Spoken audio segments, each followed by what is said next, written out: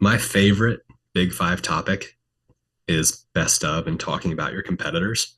And there's a ton of reasons why you should. And there's a couple of things in the back of your mind that are going to say, we can't. And we're going to talk about them today.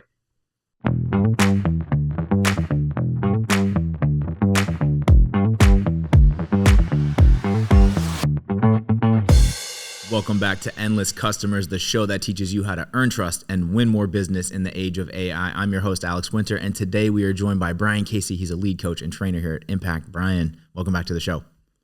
Thanks. I'm excited to talking about competitors. Yeah, we have a really good topic today. This is one that I'm fired up about. It's a little controversial, but it's an important topic. We're talking about the difference between whether you should or shouldn't talk about your competition. And I think anyone who knows the Ask You Answer knows the answer to this question. You should be talking about your competition. But I feel like we were just talking about this before we started recording. A lot of people are afraid as a business to talk about this, and they don't really see the value in it. They want to focus on themselves and what differentiates them as being the best, or, all the fluff, which is great. And maybe it is true. But in this day and age, people want info. People know what's up. People know how to search, and they want the truth. So why is talking about your competition so important, Brian? Yeah. I mean, the reality is the conversation already exists. Facts. There's not a business or a market in which someone is going to evaluate you and only you unless you're literally the only game in town. Right. Which happens never. Yeah, everybody thinks you're your own game. Everybody thinks that you're a market of one, but ultimately nobody is. And so the question becomes, if we know that people are seeking it, do we want to allow them to do that in whatever way they choose to, or do we want to try to own the conversation? And when I say own, I don't mean that in a negative connotation, like we're being, misleading, but do we want to be the place where they learn about our competition? Yeah. And I think if we're going to look at the fundamentals of They Ask You Answer, it's rooted in trust. And the best way to build trust is to just keep it real. So with that, I feel like we hear from business owners all the time. They're like, doesn't introducing our competition, couldn't that push our potential clients to our competition or to people that we don't want them to go to? And why? What do you say when people ask you that question? Because it is a valid question. Yeah. There are entire businesses that have created their model around just doing reviews of companies. And ultimately, those types of companies are pay to play typically. So you think about your Angie's List, you think about your third party aggregate sites. Mm-hmm. Is that your preferred alternative? Is your preferred alternative that whoever pays the most, independent of what type of service they provide, independent of how good they are at the thing that you do, is that how you prefer that someone would make that decision? Or, again, do you want to own the conversation? Do you want to be the place where you can say, acknowledge as a business, they're going to want to know about our competition. And truthfully, we want them to know about the competition because they need to be the most informed buyer. If they're going to buy from us and have confidence, we don't want them to have regret at the end of the day that they didn't evaluate someone that they should have. True. So true. I'm just going to jump in here because as a consumer, we're all consumers, right? But as a consumer, for me, if someone's straight up with me and honest, I'm willing to spend even a little bit more money knowing that I'm dealing with someone who's going to be real with me versus somebody who might be shady, who might be pulling the wool over my eyes. You know what I'm saying? Where you might save $1 now, but what are you really saving long term? So this resonates huge with me. And I feel like a lot of people are hopefully on the same page. Yeah. I mean, I can't tell you how many businesses start talking about their competition, even in sales conversations, and win business because they're the first person to do it. Or they get brought up a competitor by the actual homeowner or the buyer. And the way that 90% of the world's going to react to that is well, you probably don't want to use those guys because of X, Y, and Z. Whereas the They Ask You Answer response is there's some pros and cons to doing business with them. There's some pros and cons to doing business with us. And ultimately, understanding both of those are going to help you to make the right decision for you. And oh my goodness, if you're in a sales conversation with someone and they're like, yeah, they're not bad actually. There's some things they do really well. Yeah. Wait, what? You said what now? They're not bad. Yeah. Yeah. They do some things really well. They do some things poorly. And we do too. And ultimately, we want you to have the visibility to have all of that so that you feel confident in the decision you're making. Yeah. Also from like a psychological, from like a psychological standpoint, and I am in no means a psychologist, but like it's disarming because it's not that pushy sales tactic that's like, oh, they're not great, don't go with them, don't make a big mistake, stick with us. Like when you start to hear some of that, at least for me, those are red flags that I start to go like, okay, what's the catch? What are these people really pushing here? Yeah. Yeah. It's really just you have to put yourself in the mind of a buyer. Yeah.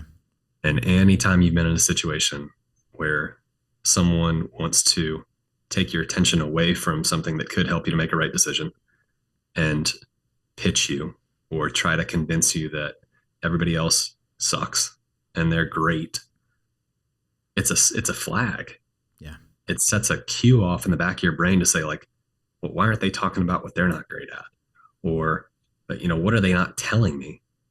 So total paradigm shift if someone were to just say, yeah, we got our own elephants. So do they. And we're going to bring our elephants from the back of the room. We're going to put them in front. We're going to let you just see our elephants and talk about them. Wow. I love it. It's bold. It's very bold. And I like that. What happens when business owners say, oh, but we can't talk about other businesses like that because we might get in trouble or they might get upset with us, lifting the veil, showing people behind the curtain, being that brutally honest. What do you say when people start to say that? Because I feel like it starts to go into the disruption conversation that we tend to have a lot here at Impact. Yeah. So there's a couple companies that I've worked with that have been threatened to be sued. So I want to put that out there that this has actually happened to the point where like the worst case scenario has played out, where a business has said like the way that you're talking about us isn't how we want you to talk about us. Mm-hmm. In both of those situations, the company was confident enough in how they positioned things based on facts, based on third-party data, based on things that it wasn't an opinion. Right. They said, go for it. And I'm not making any legal decisions or recommendations to anybody, but the principle behind this is if you're speaking factual, if you can validate it with third-party data or with just publicly sourced information, and you're accumulating that and making it easy to understand and helping people to draw conclusions, then you don't run any risk. There's nothing that anybody can say unless the facts change. Right. Right. No, you got me thinking about, so our friends over at Yale Appliance up in Massachusetts, Steve Scheinkoff and Patrick and the team over there, they really crushed this approach. They really did. And I just remember one of their articles is one of their top performing articles is every year they put out, they sell appliances and all different types of appliances for your home.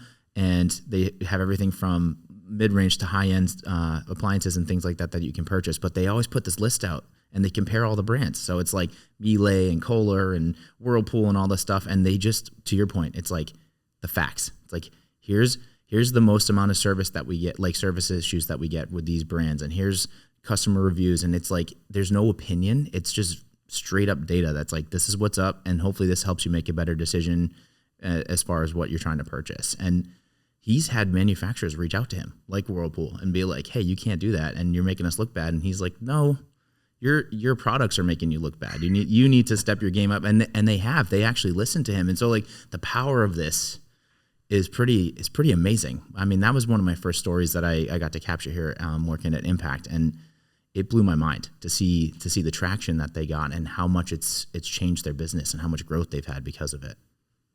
And I'm sure you have tons of stories like that with all different types of industries and facets of business. I do. I think the thing that you mentioned that I don't want to be understated is the job of talking about your competitors is, can we make it as easy to understand the publicly available data in a comparative fashion? You're not coming up with an opinion. You're not coming up with your own ranking system or anything like that. Right. You're taking the information that publicly exists about competitors, whether it be on like a third-party site that does reviews, whether it be on Google, whether it be in business listings or certifications, and you're just putting it in a place where you're making it easy to evaluate the competition. And the benefit that you're bringing to the table is ease of comparison. Yeah. Yep. Very well said. And that's the key, is that when you package it up in a way that's easily digestible and it's based in facts and real data, it just makes the buying decision that much easier for somebody on the end of that scale that's just trying to make a good purchasing decision. So very powerful stuff. We also talked about the Big Five, and I think our community knows what the Big Five is now. They should know by now. Can we talk a little bit about like best in class and creating lists and how this can really play into this subject and overall like how it can drive your content to drive leads and traffic and sales? Yeah. So the example from the book is Marcus Sheridan wrote a best of, pool builders in Northern Virginia, Richmond area. And he started ranking when people would search for his competitors or reviews of his competitors. That has been true almost universally with clients that have started to do this. So when it comes to not just searching who are the best of the thing that you're doing, but if you think about your primary competitors, people are asking questions about them. They're asking, what are reviews of this company? How good are they? Yeah. Are they one of the best? Yep. And my selfish reason for loving best ofs is we get the opportunity to steal branded traffic. And as a marketing organization, typically that's done with paid ads. So typically, you're taking they search my competition. I need to show up in the position before position one. And the way to get there is I'm going to pay for it. Yeah. And when they search them, they're going to find me. Which we know doesn't always work. And I think people are getting very wise to the fact that they see those sponsored ads. I scroll right past them. I have for years. Like I've been onto that game for a while, and I want the organic searches. So how does that play into? You were saying that there's like a trick to doing this, where like you're getting on that search, or you're like leveraging that searchability by using some of these other brands to help create awareness. Basically, is that right? That I'm saying it that way? Yeah, I mean, if you think about the things that people are searching. They're searching for who are the best in my whatever thing. Mm-hmm. So who are the best pool builders or who are the best pricing software companies? And then they're also searching for your competitors. And when you, technically from a header structure standpoint, when your headers say who are the best and how does this company stack up? Those are things that are searchable. Those are things that people are already seeking out. And this single article, this best of article, becomes really like just a haven of searchable terms that are highly relevant. And my favorite part about all of this is these terms have high purchase intention. So if you think about like how much does X cost, there's probably a lot of other things that person has to agree to or come to the realization of to be ready to pull the trigger and reach out to a company. Totally. That's usually the entry level question is like, I'm just trying to get a gauge of like, what's this going to cost? And then if it's within my budget, then I'll start to search more to understand the process of what it is to buy the thing. Yep. Yeah. With these, it's like, I'm ready to talk to a business. I'm ready to reach out to someone. And so there's a high level of like, I'm about to make a purchase with someone when they're doing a best of search. So we're able to meet them there and help them in a way that other people are not going to be willing to help them from an evaluating competitor standpoint. Yeah. And we're likely going to get at least the first call. We might not win the business, but we're at least going to get the first reach out because of how we have positioned ourselves and made it easy for them to understand the landscape. Totally. So this might be a silly question, but this is where my brain is right now. I'm thinking about you believe in this idea. You want to do this Big Five article, best of, so that you can make your own list for your own industry, business, whatever industry you're in, right? What's the rule on putting yourself in the list? Like, I would imagine you don't want to put yourself as number one and be like, hey, we're number one, and here's the other 9 companies that you should also look at, right? Like, what do you recommend when you talk to businesses about this and they ask this question? Yeah, so this is actually something that's changed in the last month or 12 months or so. Okay. Historically, the recommendation was you do not put yourself on the list in any capacity because, what does that say about you as a company if you've created a best of list only to put yourself on the list? Yeah. Yeah, right? exactly. That's where I was going with that. Right. Yeah. But there's a but coming, it sounds like. There is. Okay. AI has changed the game to the point where AI overviews are some of the first things that you see, especially around these best of queries. Yeah. So when you're searching that, there's a good chance that someone's not even going to a website, but they're actually just seeing the results that they're looking for on Google without having to go to the page. Right. Gemini is just pushing out it's AI math or Yeah. magic or whatever you want to call it. Yeah. So if that's the new reality, which everything is showing us that it is, Mm-hmm. we can't just prop up our competitors and ignore the fact that we are one of the best as well. We have to put ourselves on the list to match the way that shift has occurred in search. Now, that having been said, my recommendation almost universally is don't put them in order of best to worst. Do something like alphabetical. Nice. Yeah. Something that's just not biased. It's like here's the top 10 in alphabetical order. So that there isn't like a ranking system. That makes sense. Yeah. Yeah. Alphabetical or number of reviews. You pick some factor Mm-hmm. that you can use to sort by them, or you just default to alphabetical. Yeah. So it allows you to put yourself on the list, but then there's a justification as to why you are where you are on the list without coming across as biased. Yeah. No, that makes total sense. So I'm curious. I know you help a lot of companies implement this, understand this mentality, get them bought into the idea, and actually start practicing this idea. Do you have any stories you can share with us of companies that have done this well and how it's helped their business? Yeah. There's a pool company that I worked with out of Arizona. They were very hesitant to write this article. I remember the coaching call that I hopped on and said, "Hey guys, we're going to be uncomfortable with this, but we're going to write this, and I need you to trust me on this." They're a local they're a product and service-based business, but they're a local business. For local businesses out there that are listening to this that have a local buying audience, best of has to go to the number one like spot in terms of one of the first articles that you write. Oh, wow. Because local based businesses, you got to do best ofs. Yeah. Okay. So they fell into the category within 6 months, and it has dropped off because they have not maintained it. They have kind of done other things. But within 6 months, they were ranking for hundreds of keywords around who are the best pool builders in Arizona, around their competitors, and they were ranking in like top spots to the point where it was actually the number one traffic driver on their page by like 3x of their homepage. Wow.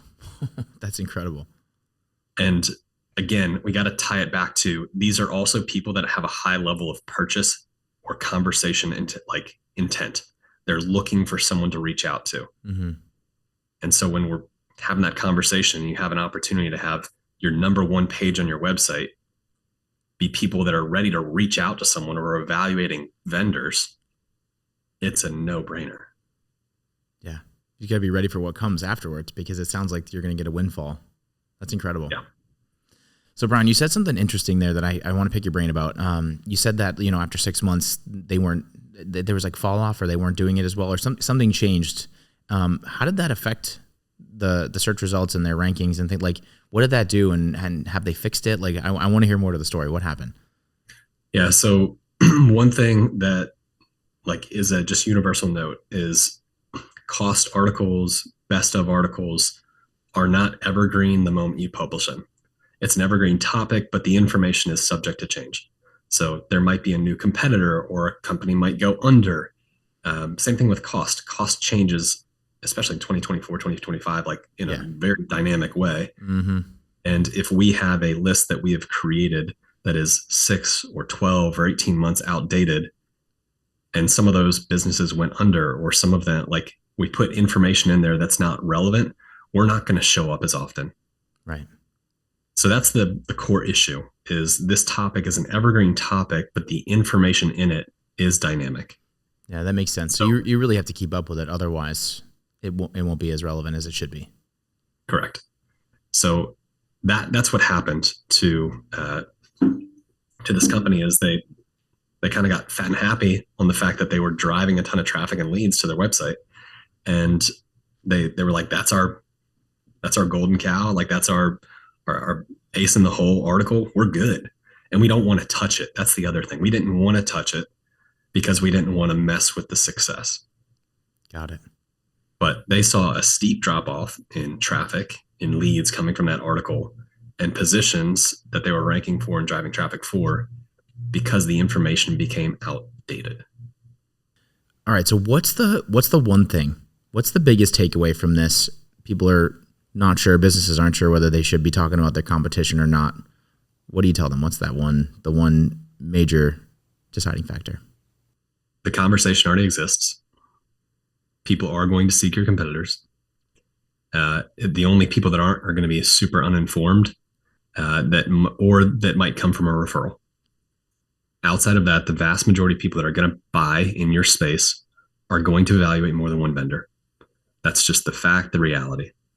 So the question is, how do you want to be a part of that conversation? Do you want to let third-party aggregator sites own the conversation? Where generally those are pay to play. You can pay for placement. You can pay for, a sponsored place in the list. Or do you want to, as someone who understands the ask you answer, that understands transparent education, be the place that has the best answer to who are my competitors, what do they do well, and where do they struggle?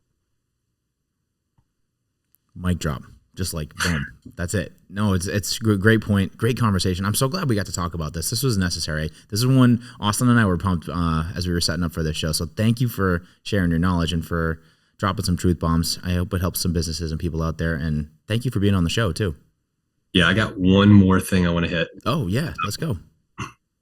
I want to include in the show notes an article to the best of article that I've seen written in a very long time. Awesome. I love it. It is Shasta Pools out of Arizona. Okay. A couple things that you'll note in looking at it that are kind of recent updates that we've made to best of lists. They talk about what criteria they put in the evaluative criteria. They talk about why it matters to the homeowner. And then they do their best of list. That's excellent. Okay, cool. It's a really refreshing, like new take on a best of article because it doesn't just say like, hey, here's how many pools they built. It actually says like, this is why you should care about how many pools they built. Okay. So it really helps someone understand the data that they're looking at. Excellent. Austin, I saw it was taking it over there. We'll make sure to include it in the show notes so everyone can check it out. Brian, again, thank you for being on the show. It's awesome talking with you. Yeah, absolutely. All right. And for everybody out there watching and listening, you know what's up. This is Endless Customers. I'm your host, Alex Winter. We'll see you on the next episode.